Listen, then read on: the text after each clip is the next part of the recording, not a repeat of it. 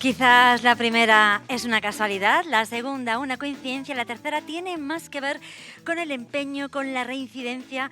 Esta es la tercera edición de Centroamérica Cuenta en Madrid y es la tercera vez que Efecto Doppler realiza un programa especial desde Casa de América para poner en valor ese idioma compartido, poner las palabras en el centro, en un espacio en el que todas podamos encontrarnos a pesar de traer aires tan diversos. A veces son vientos, incluso pueden ser tornados, porque la imaginación literaria nos lleva a lugares insospechados. Enrique, ¿qué tal? Muy buenas noches. Muy buenas noches, Esther. Encantado de estar aquí en Casa América. Y además tenemos un montón de invitados. Hoy tenemos a Claudia Neira, coordinadora de Centroamérica Cuenta, a Luis Prados, director de programación de Casa América, y nos acompañan también los escritores Jazmina Barrera, Fernanda García Lao, Emiliano Monge y William González Guevara, que es ganador del premio de poesía Hiperión. La música en directo nos la traerá Edith Circa, que viene acompañada por Raset Uno, su hermana, y todo lo que digamos de ella le sonará etiquetas. En su música, lo personal, lo social, son círculos, uno dentro de otro, que son inseparables, Esther. Bueno, pues después vamos a ir conociendo a todos estos invitados e invitadas. Por lo pronto recibe un saludo de David Velasco, de Borja Romo en la parte técnica, Benito Pinilla en la producción, Enrique Mas, Irene Gil y esta que escuchas ahora, Esther Ferrero, en la redacción. Así que bienvenidos también, bienvenidos a todos los que estáis aquí. Podéis dar un aplauso para calentar esto un poquito. Y nuestros primeros invitados son Claudia Neira, la coordinadora de Centroamérica Cuenta, y Luis Prados, director de programación de Casa de América. Bueno, Claudia, la verdad es que recordabas ayer el ensayo de Clara Obligado, ¿no? En la inauguración de este festival. Decías que este Cuenta, este Centroamérica Cuenta en Casa de América, viene a ser una casa lejos de casa, ¿no? En referencia a esa obra de Clara. ¿Por qué lo querías usar como metáfora? Porque yo creo que, bueno, primero que todo, muchas gracias. Gracias a ustedes y gracias a Efecto Doppler por estar por tercera vez con nosotros y a Casa Somos de América. pesadas, ¿eh? No, son persistentes, diría yo. Y a Casa de América también por abrirnos sus puertas. Yo creo que para los que hemos tenido que salir de nuestros países sin que sea una decisión propia, encontrar una casa lejos de tu casa es siempre un privilegio. Y la verdad que eso es lo que ha sido para nosotros este encuentro, y Centroamérica Cuenta creo que ha podido expandirse y ha podido también convertirse en una casa de todos, porque tampoco esto es una casa para centroamericanas y centroamericanos, sino que es una casa para la literatura, para el pensamiento, para el intercambio de ideas. Y por eso ayer que estaba preparando mis palabras me acordé de este ensayo de Clara, que Clara Obligado, mejor que nadie, sabe también lo que es una casa lejos de casa, y las razones en las que ella salió son muy similares a las razones por las cuales hemos tenido que salir muchos de nuestros países, especialmente en Nicaragua, a raíz de la crisis sociopolítica que inició en el 2018. Por lo cual yo creo que es perfecto y venir a una casa tan llena de cariño, tan llena de historias, incluso una casa llena de historias, no solamente en el sentido de lo que contamos, sino de las historias que hay sobre este palacio. Que temprano la escritora Aroa Moreno me estaba contando que aquí asustan, ¿me entiendes? Y ahora se fue la señal. Sí, entonces, total. es una casa enorme y una casa con un montón de salones, que además en cada salón también podemos contar 1000 historias, por lo cual es fabuloso estar acá y también sobre todo tan arropada con los más de 50 participantes y las y los escritores que están con nosotros en esta programación que hemos tenido, que hemos tratado de cada año de ajustar al público español. Yo creo que es importante y también al público madrileño, que cada vez es más diverso y más rico, que la programación que trabajamos para España no es la misma programación que trabajamos para las ediciones del festival en Centroamérica o el Caribe, porque los públicos son distintos, porque los protagonistas de estas mesas son distintos. Acá tenemos una diversidad no solamente de nacionalidades, pero de disciplinas que enriquecen también el festival, con lo cual creemos que esto nos permite poder hacer esa casa aún mayor. Pues a propósito de tus palabras, no pude evitar volver sobre aquella entrevista con Clara y quiero escuchar brevemente su testimonio, aunque luego vamos a escuchar un poquito más. No, o sea, no hay mejor manera de entender el amor que el desamor, ¿no? O sea, lo que perdemos es lo que nos hace crecer también. En mi caso, yo empecé a escribir porque me fui, si no, probablemente no hubiera escrito nunca, no me hubiera interesado. Pero necesité hacer un puente de palabras, un puente de letras, ¿no? Entonces yo creo que eso, claro que nos lleva a conocernos más, a tratar de acercarnos. Y bueno, la palabra al final es una botella al mar también, ¿no? Un libro es una botella al mar. Un libro es una botella al mar, madre mía, qué bonito, pues también lo polisémico del lenguaje, Claudia, que permite darle la vuelta y además en los diálogos sobre creación literaria vais a hablar de las cuentas, y estáis hablando de las cuentas de Centroamérica para abordar, digamos que la actualidad centroamericana, pues más allá de la creación literaria. Cuéntanos, ¿de dónde viene esta idea y qué es lo que habéis incorporado en esta edición? Esta idea es una idea que surgió en la edición de Guatemala el año pasado, que estábamos conversando en un almuerzo de trabajo en medio del festival, y alguien nos dijo, pero ¿qué está pasando en Centroamérica hoy? ¿Hay alguien que haya escrito una serie de documentos o un texto? Y nos dimos cuenta que no. Entonces ahí fue que a raíz de eso comenzamos a darle vuelta a Cero Ramírez, que es el presidente del festival, yo y otros cercanos, entonces comenzamos ahí y creamos las cuentas de Centroamérica, que es una serie de 11 ensayos de igual cantidad de temas, escritos en igual proporción por hombres y mujeres, bueno, 6 mujeres y 5 hombres, en el cual estamos tocando gobernabilidad, libertad de expresión, cambio climático, diversidad cultural, creación cultural, una serie de temas para hasta llegar a los 11 temas para poder abordar y que esta es una especie de foto actual de la Centroamérica de hoy. Esta serie de ensayos está coordinada por el expresidente de Costa Rica, Luis Guillermo Solís, y también en cada edición del festival llevamos 2 de estos diálogos para también traer al público que nos recibe en ese momento un poco de lo que está pasando en Centroamérica hoy. Centroamérica es una región que, por desgracia, hemos retrocedido en temas de democracia, derechos humanos e institucionalidad, por lo cual creemos que es muy importante también traer una voz fresca que nos pueda contar o dar cuenta de lo que está pasando allá hoy en día. Entonces, por eso esta vez, hablamos ayer de gobernabilidad y vamos a hablar mañana de migraciones, con voces expertas del tema de ella, pero también con personas que están jugando diferentes roles en la Centroamérica de hoy. Enrique, ya que tienes cerca a Luis, abórdalo tú. Pues Luis, como nos hablaba Claudia de lo que significa Casa América como ese lugar de encuentro, y también de qué manera se ha ido desarrollando esa relación con el festival que hablaba de su historia ahora Claudia y los autores y autoras que concita. Bueno, pues también en primer lugar muchas gracias por la invitación para participar en este programa. Casa América es una institución que desde su fundación en el año 92 trabaja para acercar España y América, para presentar en España la realidad americana en todas sus facetas, cultural, económica, política. Sin duda el tema cultural ocupa un lugar importante en nuestra programación.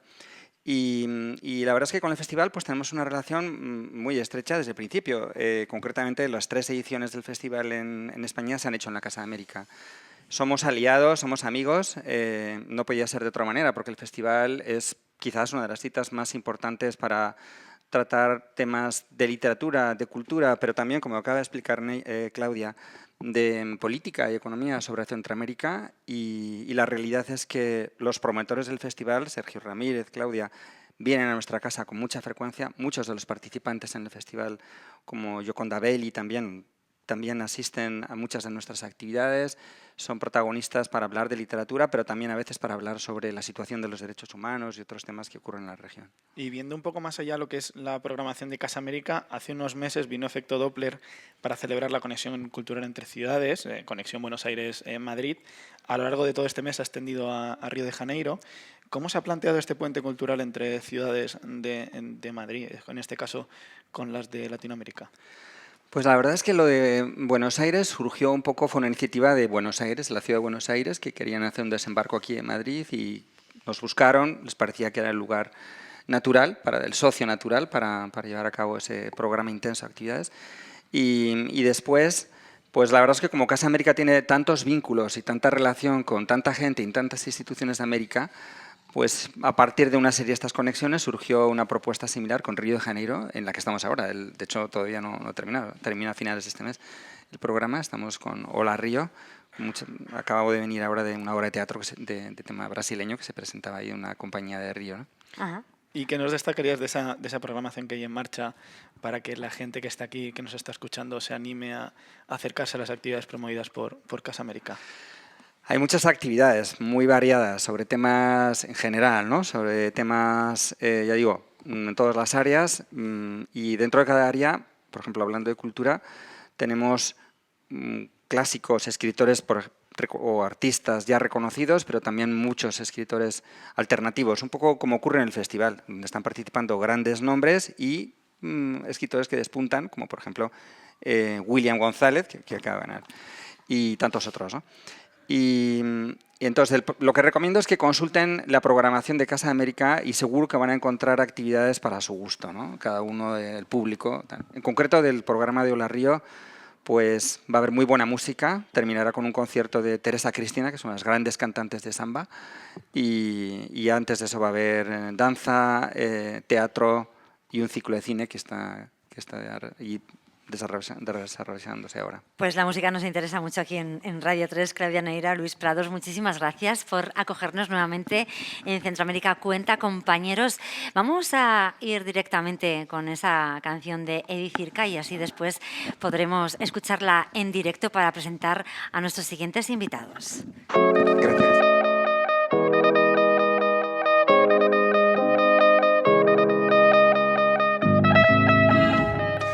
Pues esto es Fiestas del Patrón, del último disco de Edith Circa, que está, bueno, pues presentando estos días. Hace tan solo unos días que presentó todas esas canciones que después vamos a conocer más en la noche Un Claro. Pero ahora seguimos aquí en Centroamérica Cuenta con más autores. Es un placer recibir a todos ellos, pero quería comenzar con algo que dice el editor y poeta Jaime Rodríguez Zeta en unos podcasts que se llama Informe de los Bosques. La verdad es que son unos podcasts que tienen que ver con la ansiedad, pero que hablan mucho al final de literatura.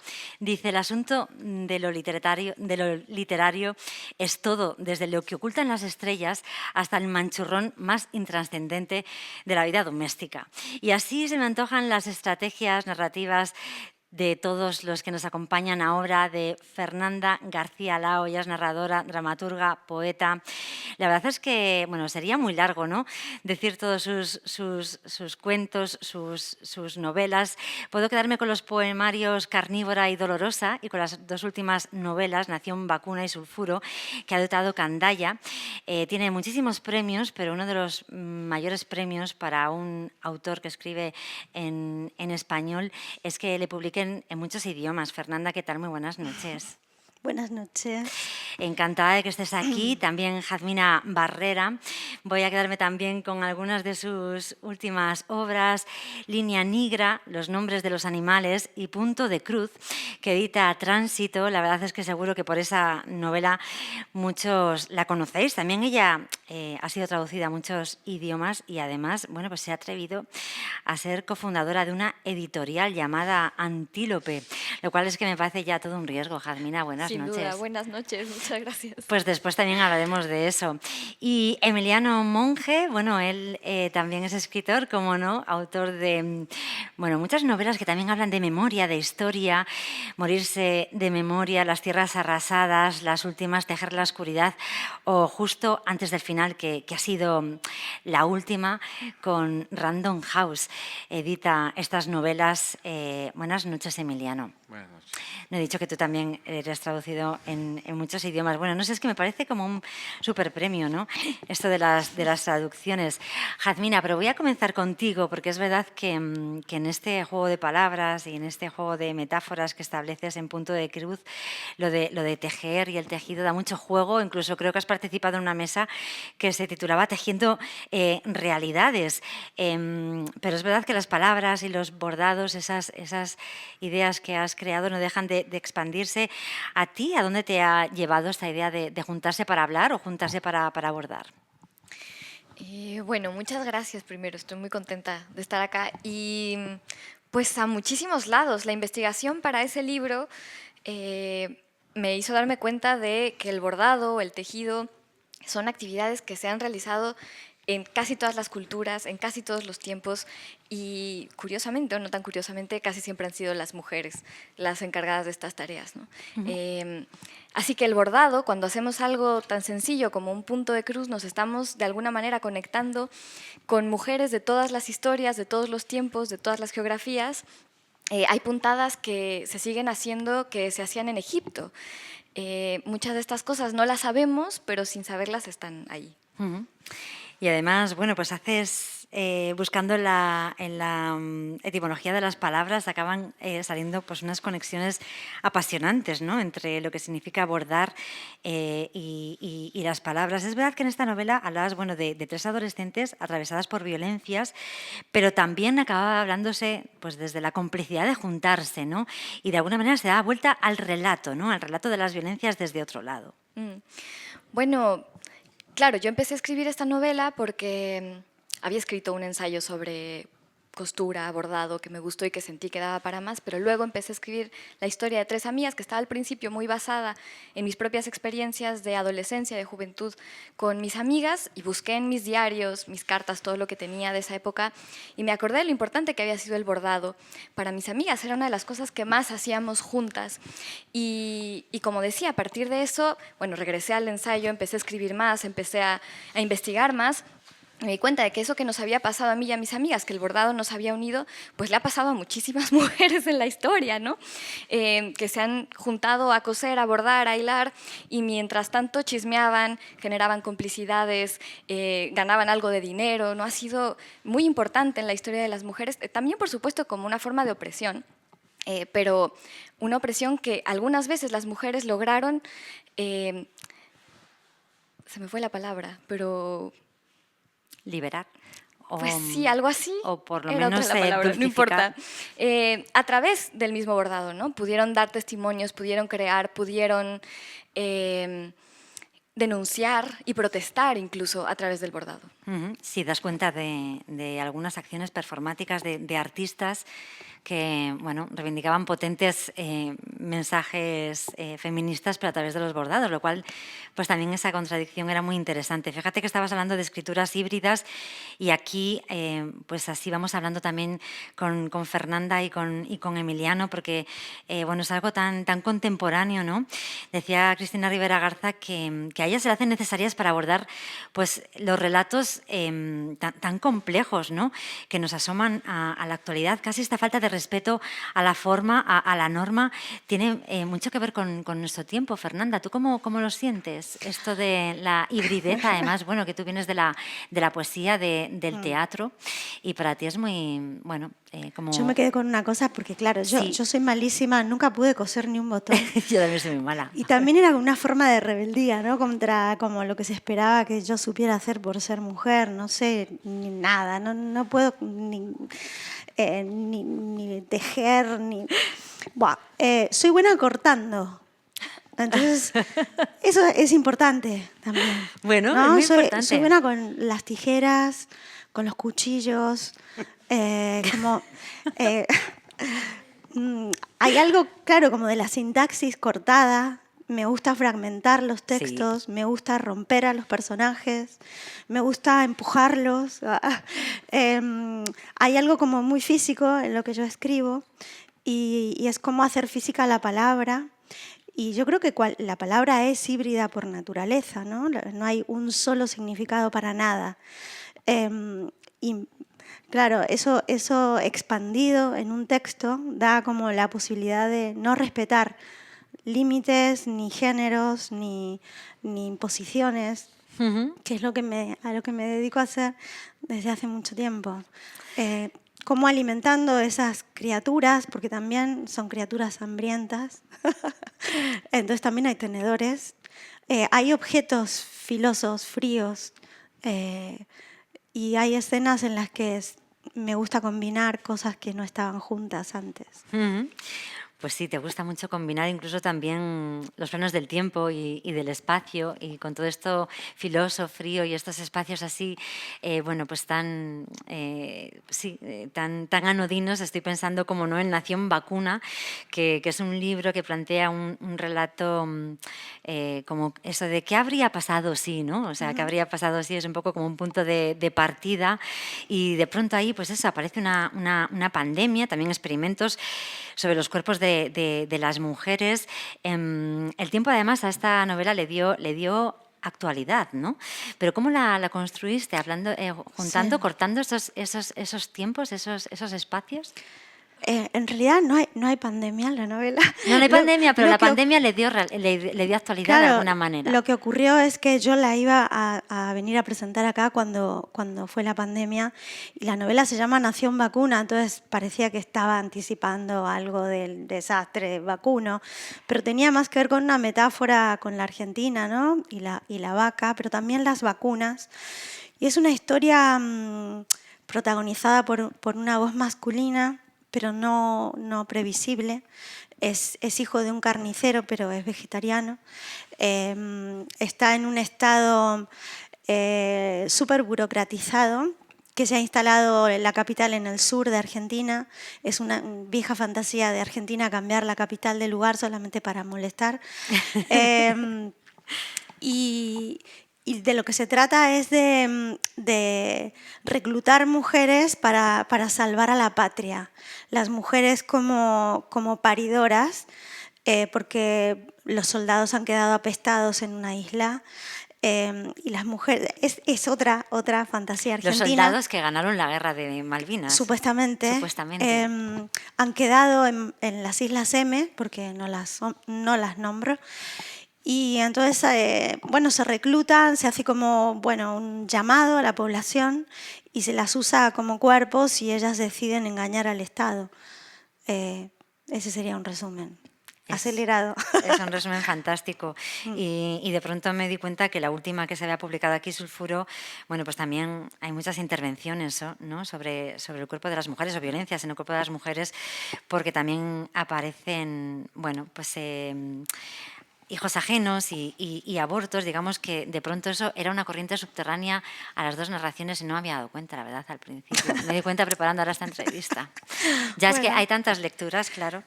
En Sulfuro la protagonista es una mujer, pero no está escrita en primera persona, sino en segunda persona, pero ella se habla a sí misma, de algún modo. Está un poco disociada. Ha padecido un montón de violencias sobre su cuerpo, pero no es ninguna víctima. No. Se casa con un par de imbéciles y los abandona.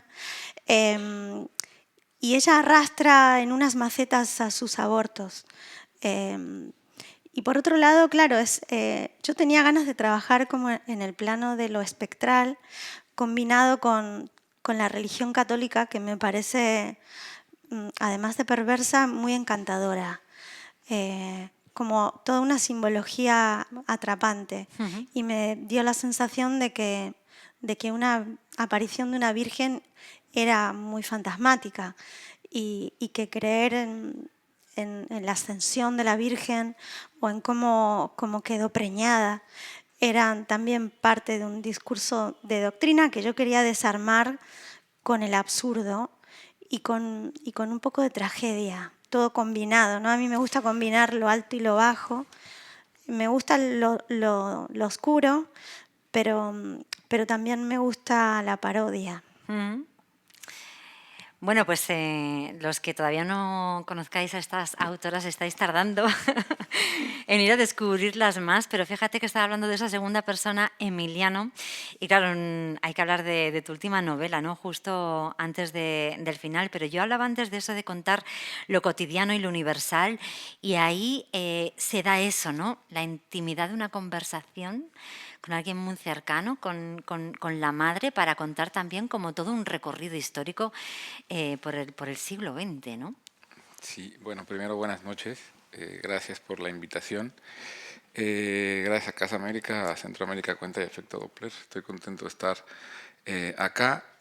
Sí, fíjate que decías lo de la conversación y me quedaba pensando en lo que decían Fernanda y Jasmina, y creo que tiene que ver con todo lo que hemos estado hablando, ¿no? El asunto de el bordado y de quien no sabe bordar, de quien no quiere bordar como mecanismo de oposición, y también no sé si la palabra que pensabas era resistencia, pero a final de cuentas son los dos modos de la resistencia, ¿no? Quien decide enfrentarse a algo dominante por oposición, o quien decide en ese vehículo ocultar el discurso de los subalternos, ¿no? Y así mantener viva la resistencia, que eventualmente será rebelión. La única posibilidad de que se llegue a la rebelión es haber mantenido viva la resistencia y el discurso de los subalternos, ¿no? Que muchas veces se esconde en el bordado o se esconde en un habla que no entiende el dominante, en un chiste que no entiende el dominante. Y muchos bordados son historias ocultas para quien no sabe leerlas, ¿no? Y eso tiene que ver con los textos híbridos, ¿no? La hibridez es también una forma de la resistencia, ¿no? Y de la rebelión ante ciertas cosas. Pero bueno, llegando a lo que me preguntabas o a lo que me decías, sí, al final la literatura es un diálogo, ¿no? Pensamos que es una fabulación y decía Úrsula K. Le Guin que en realidad nos equivocamos al decir que es una fabulación porque es una confabulación. Sucede una vez en la mente del escritor y después una vez en la mente del lector. Y solo cuando sucede también en la mente del lector sucede la literatura, ¿no? Luego, como medio para la escritura, sí, en esa novela yo nunca entrevisté a nadie, ni a mi madre, ni a las tías, ni a los tíos. Es casi mi madre, no es totalmente mi madre. Pero es algo que me pasa también con No contar todo. Me decían, siempre me preguntan por las entrevistas y tampoco entrevisté a los personajes. Sucede que tengo esta cosa hay gente que tiene virtudes, yo no alcanzo virtudes, pero tengo la capacidad de reproducir el habla de alguien que haya estado cerca de mí un determinado tiempo. Entonces juego con esa idea y, como dices, construir desde la intimidad la vida, o reconstruir la vida de una mujer que de algún modo es también espejo de su tiempo, de su siglo, a través de las enfermedades mentales, de la latencia de la locura, ¿no? De rehacer o de imponerse a un mundo que quería volverle invisible, y encuentra un modo de no solo de darse un lugar a sí misma, sino de enseñarle a los demás a conseguir un lugar para cada uno, ¿no? También, como decía Jazmina, en lo que tiene que ver con juntarse para abordar o juntarse para hablar y para bueno, pues soltar algunos fantasmas, tiene mucho de creación colectiva, ¿no? O de construcción colectiva de un relato, hacerlo de esta manera. Y pensaba, por ejemplo, en el libro de Munir Hachemi, El árbol viene, donde hay una comunidad que crea un lenguaje propio, alguien empieza un libro y los demás lo van continuando, ¿no? De alguna manera ese relato también tiene un poco de investigación por ahí. Sí, la novela anterior, por ejemplo, Tejer la oscuridad, de algún modo tiene que ver con eso, ¿no? La búsqueda de un lenguaje común, o sea, de un lenguaje nuevo, que se va construyendo entre todos, ¿no? Que cada vez las voces se parecen más entre sí, pero porque empiezan a compartir un lenguaje que es un lenguaje plural y no singular. Pero tiene que ver otra vez también con lo que estábamos diciendo, ¿no? Y con algo que decía Fernanda cuando le decías lo de la pandemia. Me acordé de una cosa, ¿no? Que es esta cosa que se nos dice mucho a los escritores y a las escritoras, que es como, ay, qué casualidad que hay alguien de pronto, 5, 6, 7 escritores o escritoras llegando a escribir cosas distópicas, ¿no? O tantos que están escribiendo sobre tal tema en particular. Y es algo absolutamente natural, porque la literatura es una cosa que se escribe en común y que vamos llegando al mismo tiempo. Es normal que esto suceda, ¿no? Que haya libros sobre cuidado y que se escriban al mismo tiempo muchos libros sobre el cuidado, ¿no?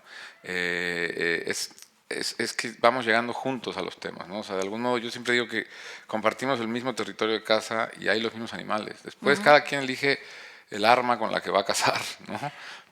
Y eso es lo que nos hace singulares también. Y unas raíces subterráneas, como dice en su último libro de cuentos, Guadalupe Nettel. O sea, que tú lees a muchas autoras ahora, en este momento, Emiliano.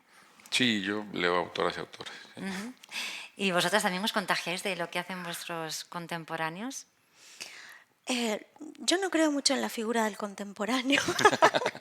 O sea, me parece que precisamente la literatura es el permiso para dialogar con gente muerta. Y también yo no sé cuán contemporánea soy a mi vecino, porque me parece que estamos en un momento tan rico en el que convive el paleolítico con el futuro. Me parece que estamos todo el tiempo conversando hacia atrás y hacia adelante. A mí sí que me asombra cuando encuentro una escritura que no se parece. Yo busco lo diverso, no sé si me importa tanto pensarme como en un club, ¿viste? Como, estamos pensando... Yo la verdad no sé, ni siquiera elijo mis temas, ¿no? Es como uno no elige sus pesadillas. no elegís tus ficciones, te buscan a vos, ¿no? Yo me dejo agarrar. Y tú, Carmina, ¿cómo eliges a las autoras para esa editorial, este proyecto editorial?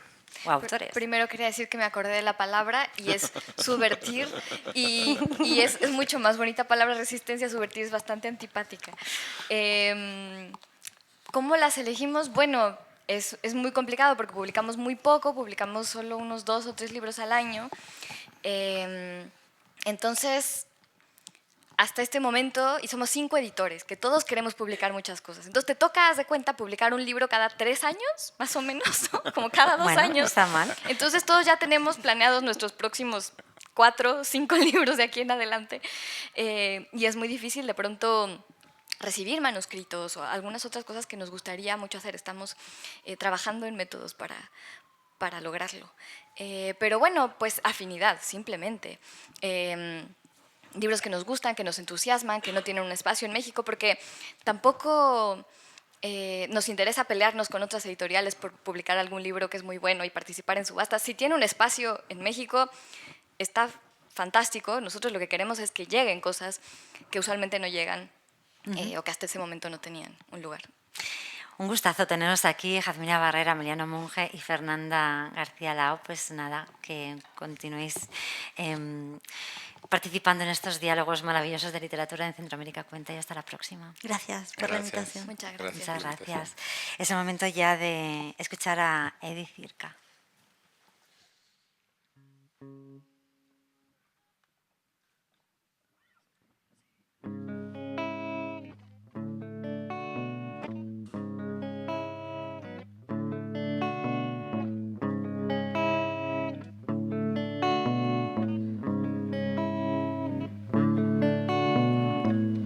Un amor tuve yo, un amor tuve yo, con las manos pegajosas de helado, me las tomabas y íbamos al templo de Devot. Sonaba Total Eclipse of the Heart. Yo contigo, nena, nena, siempre leal, siempre leal,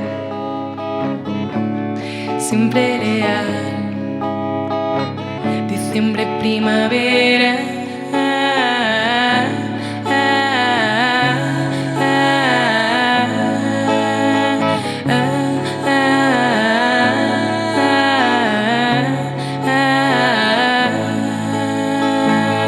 bailando como no, como no, como no, como no, como no, como no, como no, como no.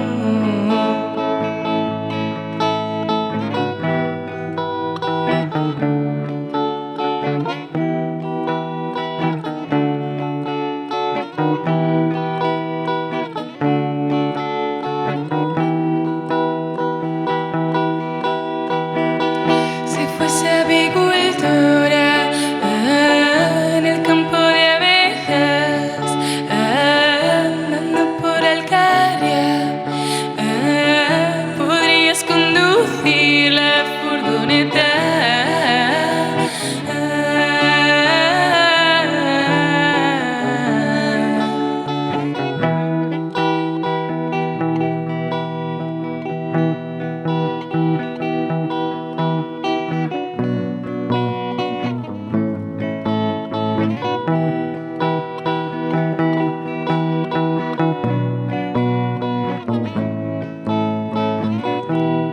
Todas las amantes traicionan para poder olvidar. Las amantes fingen que olvidan para olvidar de verdad.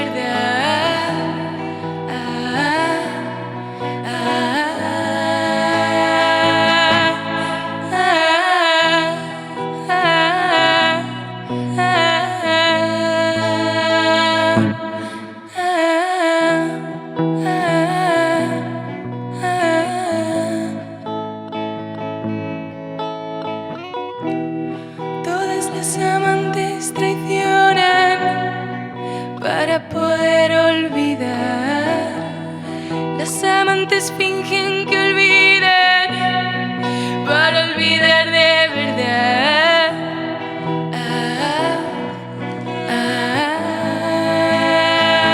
Y yo contigo leal, siempre leal, siempre leal, siempre leal, siempre leal, siempre leal, siempre leal, siempre leal, siempre leal.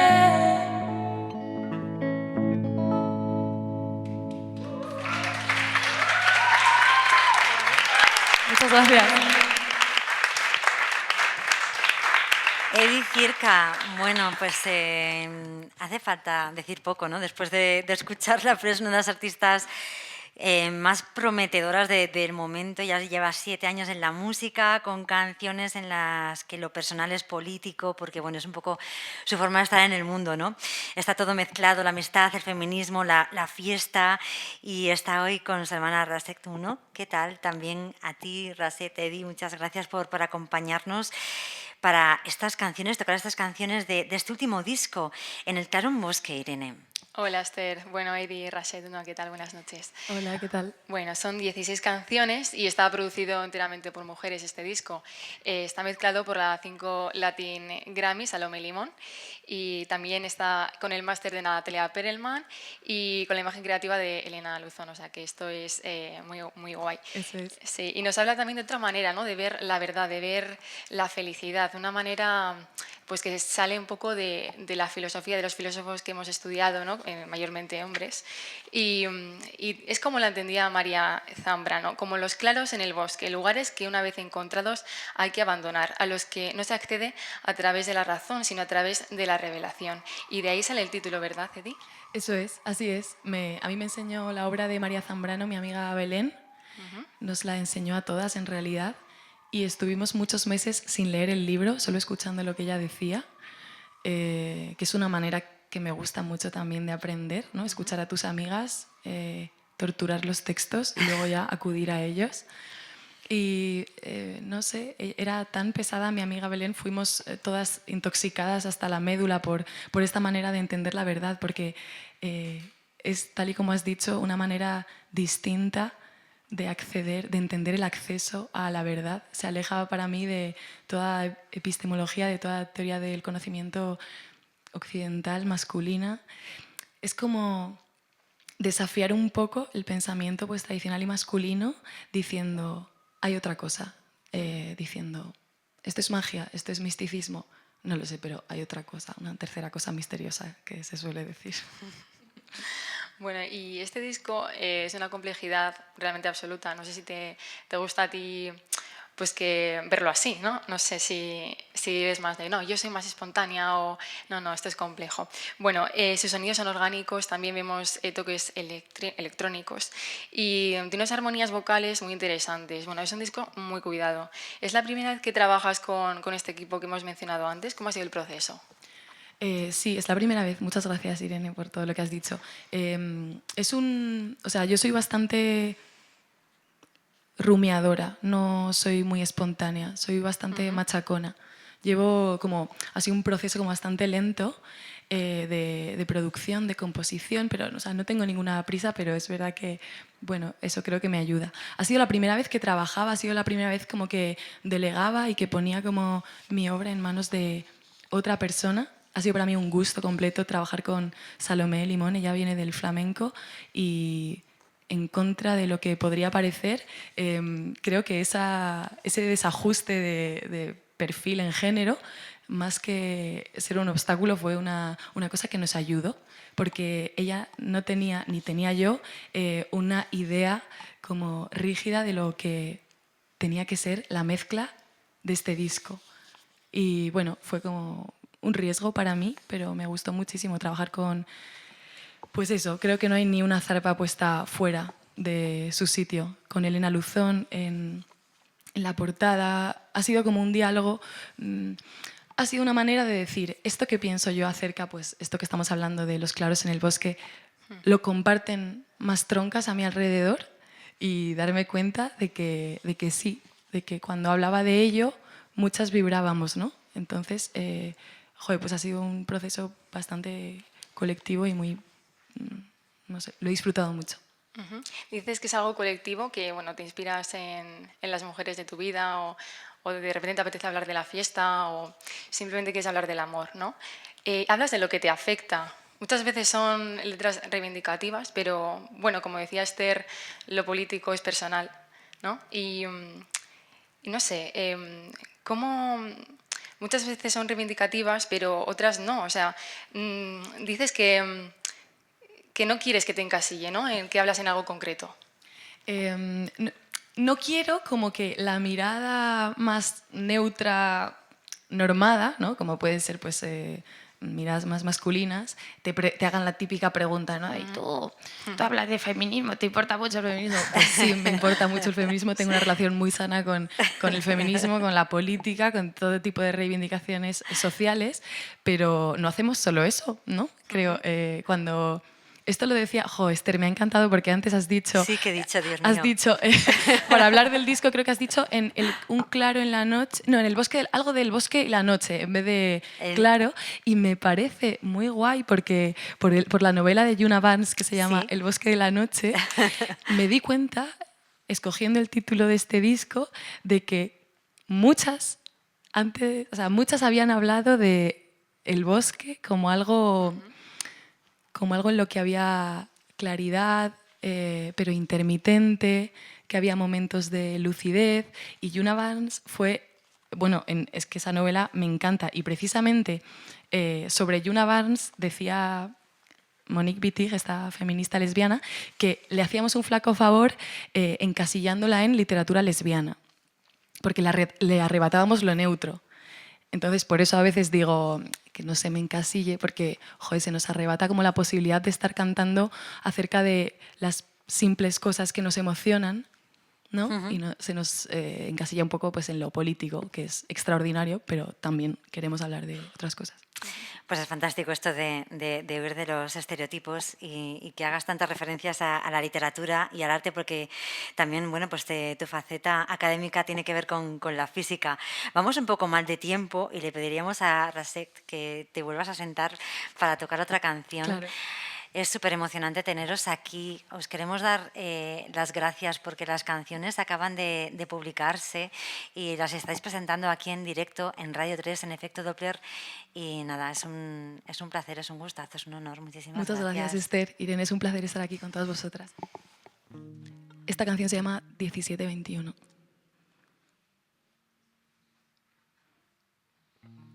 Muchas gracias.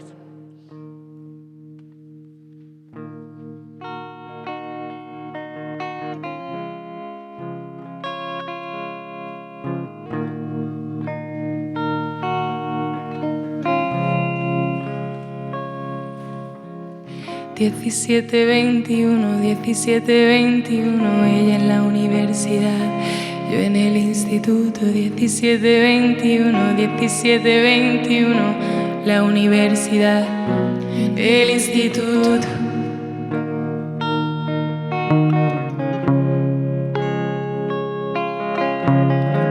Y en el bus con mis dedos hacía un nudo, me ilusionaba con el futuro, con las pibas, las piezas de los muros y una que decía utopía, eso era tú. La yaya me llevaba, la psiquiatra de guardia pasaba por tu campus y alucinaba, pibas con maletines, sus porros y sus gafas, y tú en tus reuniones, conciencia armada.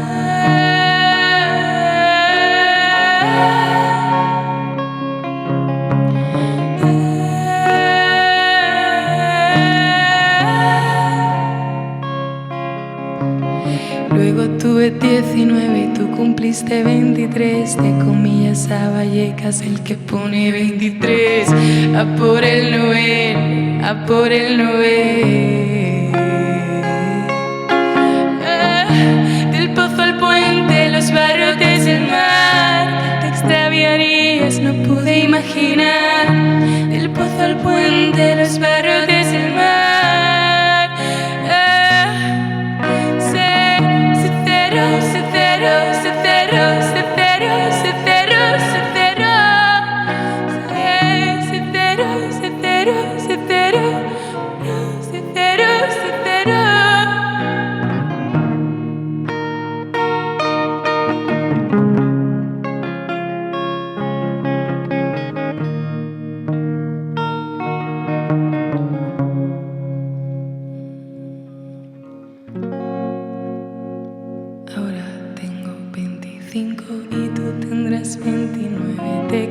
entraste en la ciudad, pero no volví a verte, no volví a verte, no volví a verte, no volví a verte, no volví a verte, no volví a verte, no volví a verte, no volví a verte.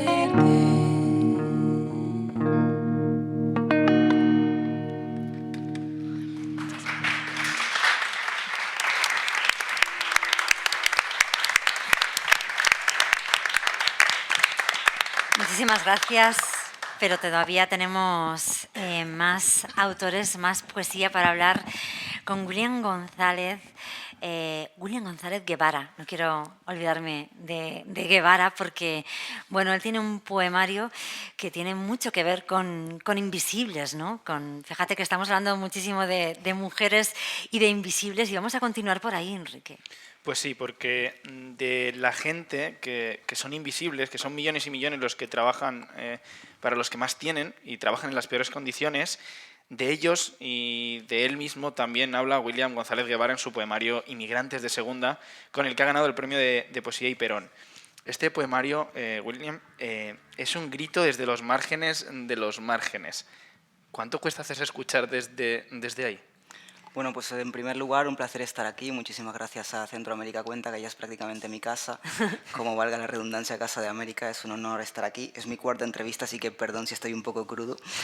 La verdad que, bueno, Inmigrantes de Segunda, antes mencionabas lo de las invisibles, es un homenaje precisamente a las empleadas del hogar, latinoamericanas, la mayoría de ellas, como lo es mi madre, que es una mujer que tiene 55 años, pero tiene los huesos de una mujer de 80 años, de tanto fregar suelos, de limpiar oficinas.